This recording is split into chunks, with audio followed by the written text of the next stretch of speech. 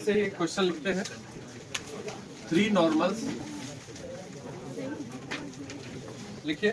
3 normals to parabola, 3 normals to parabola y square equal to 4x। लिखो लिखो 3 normals to parabola y square equal to 4x passing through point, passing through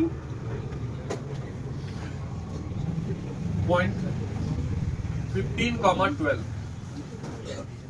इस parabola का normal, 3 normal इस point से पास कर रहा है, ठीक है।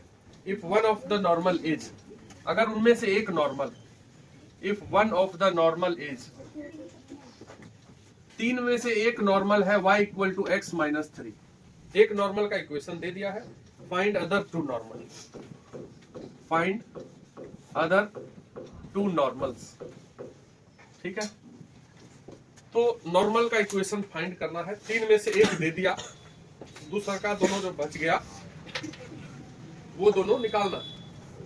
एक बार दिमाग को अगर चलाओगे तो बन सकता है, क्योंकि नॉर्मल का इक्वेशन हम मानेंगे वही जो अभी बोले हैं, वैसा ही होता होगा, समझे। उसी में जो m क्यूब है तो क्यूबिक इक्वेशन दे करके 3m आएगा, तो उसमें से एक को दिया हुआ है, बचे हुए 2 निकालने हैं। एक बार बुद्धि थोड़ा सा चलाओ। देखो देखो देखो, ये y square equal to 4x है। जैसे भी जब कुछ भी नहीं पढ़े तो ये जान लो, अगर स्क्वायर y पे है तो वो x एक्सिस पे बनता है, और x स्क्वायर वाला पैराबोला आएगा तो y एक्सिस पे बनेगा। फोटो सही बनना चाहिए। 12th क्लास में भी पैराबोला का यूज है, बोर्ड में भी आएगा, कंफर्म आएगा। तुम बोर्ड का क्वेश्चन आएगा तुमको दिखा देंगे, बिहार बोर्ड में भी, सीबीएसई में तो रहेगा ही, ठीक है। तो ये पैराबोला है और इसके किसी पॉइंट से यहाँ 15, 12 है मान लेते हैं। यहाँ से 3 नॉर्मल है बोला है, यहाँ से 3 नॉर्मल, एक नॉर्मल, 2 नॉर्मल और एक 3 नॉर्मल मान लो, अंदाजे से बना दिए। ये 3 नॉर्मल किसी दिए हुए पॉइंट से ड्रॉ हो रहा है, उनमें से एक नॉर्मल का इक्वेशन दे दिया, बचे हुए 2 नॉर्मल का इक्वेशन बताइए। तो मान लेंगे सीधा सीधा equation, let equation of normal is, क्या मान लें, y equal to mx minus 2am minus, अब यहाँ पे a तो 1 है, देखिए 4x है, 4ax, a की जगह क्या है, कंपेयर कर लिए, इसमें a की जगह 1 पुट कर दिया, तो y equal to mx minus 2m minus m cube. बोलो बोलो, यही हुआ नॉर्मल का इक्वेशन। इसी में हमको m रखना पड़ेगा, निकाल निकाल। ये नॉर्मल कहां से पास कर रहा है, this normal is passing through, कहां से पास कर रहा है, 15, पासिंग थ्रू 15, 12।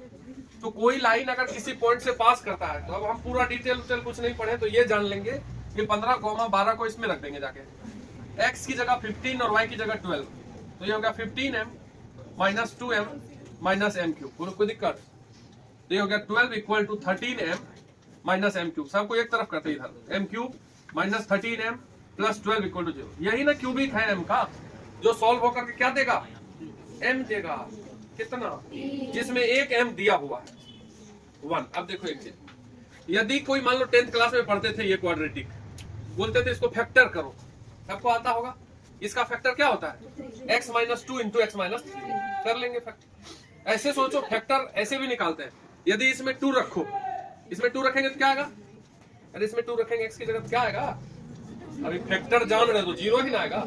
इसमें 2 रखेंगे तो 2 का स्क्वायर माइनस 5 इंटू 2 प्लस 6, ये हो गया 4 और 6 10 माइनस 10, क्या आया, तो 2 रखने पर यदि एक एक्सप्रेशन 0 दे रहा है तो यानी कि उसका एक फैक्टर क्या होगा, x माइनस 2, और 3 रखने पर भी ये 0 होगा, इसलिए दूसरा फैक्टर होगा ये फैक्टर थ्योरम है। हम रख रख के भी फैक्टर प्राप्त कर सकते हैं।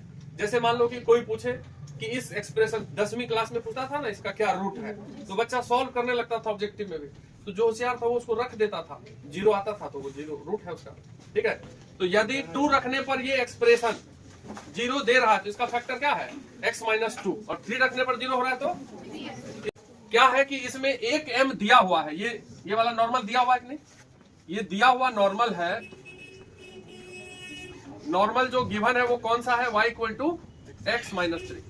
तो नॉर्मल इसका स्लोप क्या दिया हुआ है तुमको, m1 है, हुआ कि नहीं हुआ, x की जगह x का coefficient y equal to mx होता है, तो यहाँ पे m इक्वल टू क्या दिया हुआ है, यानी कि इससे जो 3m निकलेगा उसमें एक m हमको पहले से पता है 1, 2 को निकालना है ना, एक लाइन जब पता है तो लाइन का स्लोप पता है, तो यानी कि इसका एक रूट क्या है 1। अब बाकी बचे हुए 2 रूट, तो इसका एक फैक्टर है m-1, क्योंकि 1 इसका एक रूट है। ऐसे भी तुम इसमें 1 रख के देखो सेटिस्फाई कर रहा, m की जगह 1 रखोगे तो 1 प्लस 12 13 हो गया, -13 0 हुआ कि नहीं हुआ, m 1 सेटिस्फाई कर रहा है, इसका एक रूट कौन है 1 है, इसलिए इसका एक फैक्टर निकल गया। बाकी बचे 2 फैक्टर निकालने होंगे। यहाँ पे क्या फैक्टर होगा ये प्राप्त करना होगा इक्वल टू 0। देखो अगर ये खाली जगह को भरना है तो m-1 से किसको डिवाइड करना पड़ेगा, इसको, ये क्यूबिक को, तो क्यूबिक को डिवाइड करना है। क्यूबिक हम लिखते हैं m³ - 13m। एक क्वेश्चन है इसमें जरा सा कॉन्सेप्ट ज्यादा है, मान लो ये डिवीजन भी किसी को नहीं आता है, नहीं पढ़े 8वीं में 7वीं में, तभी सीख लेंगे कैसे डिवाइड होगा, m से m² होगा तब ना m³ हो जाएगा यहाँ पे। अब 1 इंटू m² क्या होगा, -1 इंटू m², तो -m² तो है नहीं इसमें, तो इसको अलग से लिख लेते हैं। अब इसको डिवाइड करो, माइनस, ये हो गया माइनस, ये प्लस, ये कट गया, क्या बचेगा ये प्लस m² -13m और +12। अब यहाँ m² है और यहाँ m है, तो एक m आएगा m², -1 इंटू m क्या हो जाएगा -m, अब माइनस करोगे तो माइनस है, ये प्लस, -13m + m कितना हो जाएगा -12m + 12, तो यहाँ m है और यहाँ -12 है, तो -12 कर दो, -12m -1 इंटू -12 + 12 दोनों सेम दिख रहा है, कट जाएगा। यानी कि डिवीजन के बाद ये क्वाड्रेटिक आएगा, m² + m - 12, तो यहाँ भराएगा आप m² + m - 12। इसके 2 फैक्टर होंगे, दिख रहा है हमको m + 4 और m - 3 = 0। फैक्टर निकाल सकते हैं हम अपने मेथड से भी, हमको डायरेक्ट दिख रहा है 4 गुना -3 -12 और इधर 4 - 3 1 होता है। तो यहाँ से 3m आया, 1 आया, 1 तो पहले से क्लियर है, फिर क्या आया -4 और फिर वो उधर जाएगा, तो इसी तीनों m को कहाँ रखना है 1 में, तो 1 नहीं रखेंगे क्योंकि 1 वाला तो ऑलरेडी गिवन है ना, उसको कहाँ निकालेंगे, अदर 2 नॉर्मल निकालने हैं, तो पुट m = -4 in 1, यहाँ से एक इक्वेशन आ जाएगा, इसमें -4 रखेंगे यहाँ पे, तो y = -4m और यहाँ -4 रखेंगे क्या हो जाएगा +8, यहाँ -4 रखेंगे क्या होगा +8, यहाँ -4 रखेंगे तो -64 और +64, देखो सर ठीक है क्या, तो +8 और +64 आ रहा है क्या, सही लिख रहे हैं ना 72, तो ये आंसर आया पहले दूसरा नॉर्मल। फिर पुट m = +3 यहाँ रखोगे तो ये हो जाएगा y = 3x, अब यहाँ 3 रखोगे तो -6, सॉल्व सही होना चाहिए, यहाँ 3 रखेंगे तो 3 इंटू -2 -6, यहाँ 3 रखेंगे तो 27 माइनस कितना हो जाएगा 33 -33, तो ये 2 नॉर्मल आ गए और एक दिया हुआ था, लिख लीजिए, लिखो लिखो एक क्वेश्चन लिखो, if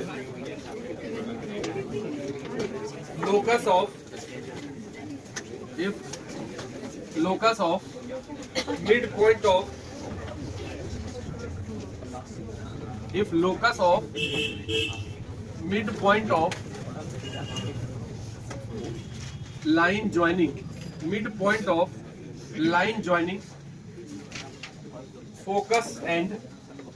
line joining focus and a moving point on parabola,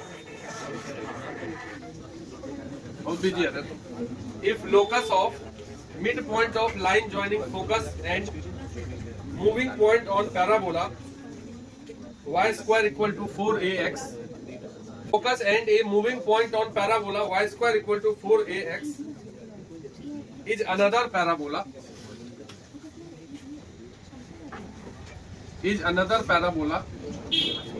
then find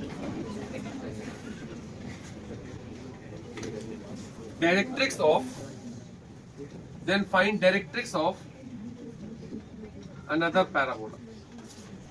question ये है कि y² = 4ax पैराबोला है, ठीक, उसका फोकस ये है पैराबोला, तो इसका फोकस क्या होता है a,0 होता है, तो एक पॉइंट है जो पैराबोला पे मूव कर रहा है, तो उस मूविंग पॉइंट P मान लेते हैं, और इस पैराबोला का जो फोकस है इसको मिलाने पर, अब ये पॉइंट मूविंग है तो कहीं भी जा सकता है, ये P यहाँ आ सकता है कि नहीं, ये P यहाँ आ सकता है कि नहीं, तो ये जो मिड पॉइंट है इस लाइन सेगमेंट का वो भी तो मूविंग है, तो वो एक पैराबोला पे मूविंग है, ठीक, वो मिड पॉइंट भी किस पे मूव कर रहा है, दूसरा पैराबोला।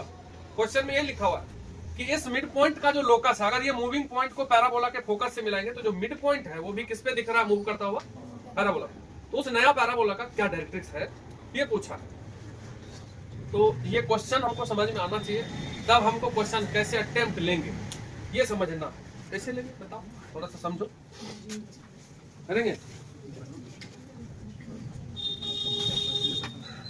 अच्छा बताओ, ये जो पैराबोला पे मूविंग पॉइंट है उसको क्या मान ले हम? किसी को लग रहा है कि क्या कुछ मानना? क्या मान ले? अरे पैराबोला का फोकस दिया हुआ है, मूविंग पॉइंट P है, तो मूविंग पॉइंट है तो पैराबोला का पॉइंट है, तो क्या मान सकते हैं? मान ले। लोकस किसका निकालना है? उस लाइन सेगमेंट के मिड पॉइंट का, तो जिसका लोकस निकालना है ये सब अब हम मिटा देते हैं समझाने के लिए। उसको मान लो HK, ठीक। तो ये जो H और K है किसका मिड पॉइंट है?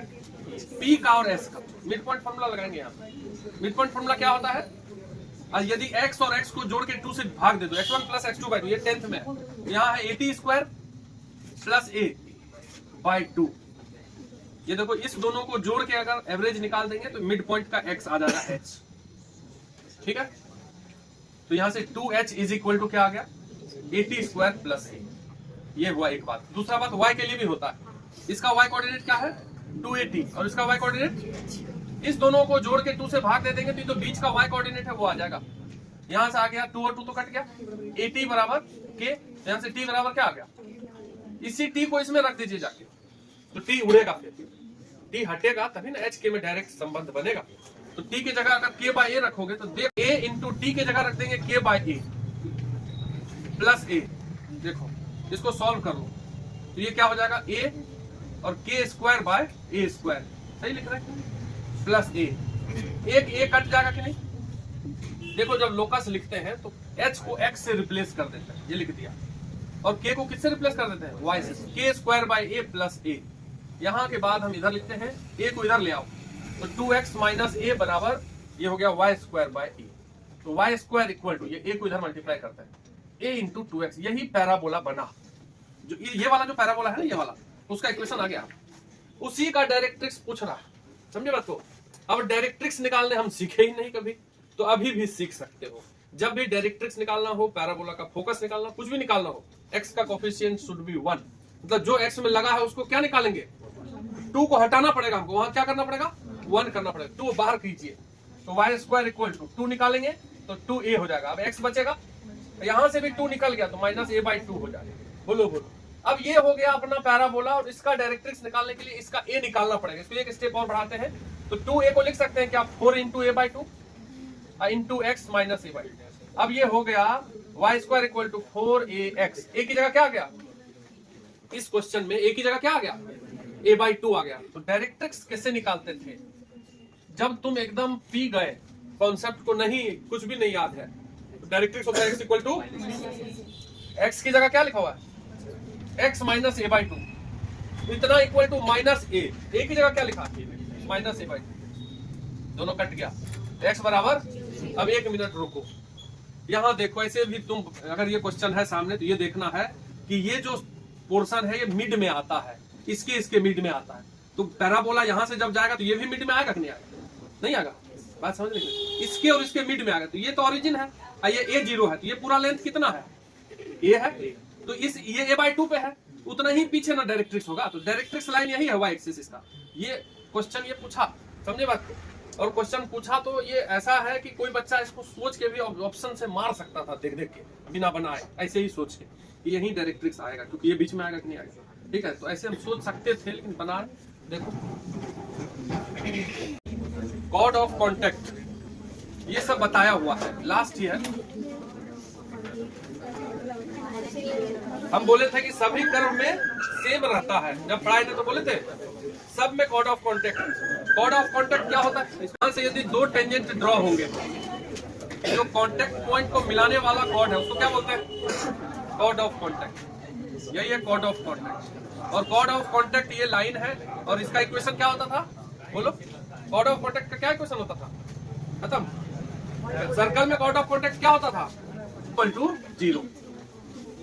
T मतलब टेंजेंट। टेंजेंट का जो इक्वेशन होता है वही कॉर्ड ऑफ कॉन्टेक्ट का इक्वेशन होता है। टेंजेंट वो है नहीं।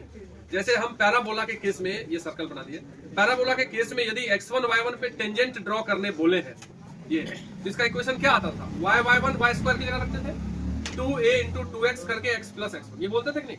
ये पैराबोला का टेंजेंट है पॉइंट पर। यदि x1 y1 से दो टेंजेंट ड्रॉ हुए तो दोनों जहां टकराया है, टच किया है कर्व को, उस कांटेक्ट पॉइंट को मिलाने से जो लाइन बनता है उसको क्या बोलते हैं? वो कॉर्ड ऑफ कांटेक्ट कहलाता है कर्व का। और इस कॉर्ड ऑफ कांटेक्ट का इक्वेशन होता है, इस पॉइंट पे जो टेंजेंट होता था वही टेंजेंट x1 y1 पे ये होता है y1, इसको एक तरफ कर लो, इक्वल टू 0, ये कॉर्ड ऑफ कांटेक्ट है। इसी प्रकार दूसरा क्या होता था, बेकारे पढ़ा रहे हैं, याद नहीं है, सर्कल में बताए थे, chord bisected at given point. इसका मतलब ये होता है कि पैराबोला का एक पॉइंट लिखना है, एक जिस कॉर्ड का मिड पॉइंट दिया हुआ, ये x1 y1, इस कॉर्ड का इक्वेशन लिखना है, ऐसा कॉर्ड लिखना है जिसका मिड पॉइंट दिया हुआ है, तो chord bisected at given point. इस कॉर्ड का इक्वेशन लिखने के लिए हम बोलते थे t इक्वल टू s1।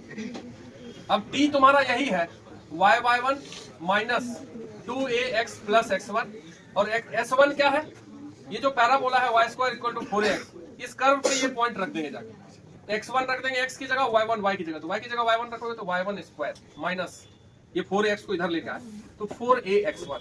इसको जब सॉल्व करेंगे तो जो इक्वेशन आएगा वही इस कॉर्ड का इक्वेशन होगा। मतलब y1 की जगह ये y1 रखेंगे, यहाँ पॉइंट लिखा रहेगा 3 4 मान लो, तो जो x1 है वहां 3 रखेंगे, y1 की जगह 4, ये फॉर्मूला हुआ, ये chord bisected at given point. ठीक है, उसके बाद एक और क्या आता है, पेयर ऑफ टेंजेंट।